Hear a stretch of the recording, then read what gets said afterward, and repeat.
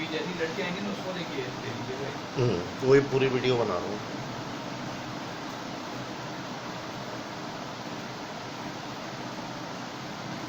इस वीडियो में चेहरे काफी हद तक बढ़ते हैं।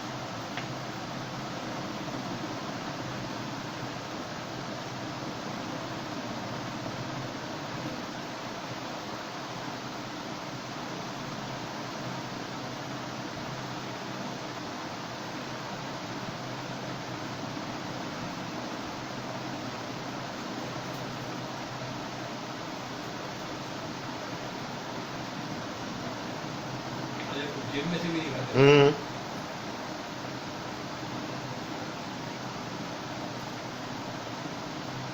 और बच्चे हैं सारे, ज़्यादा एज का कोई भी नहीं है, सारे 20-21 साल के हैं।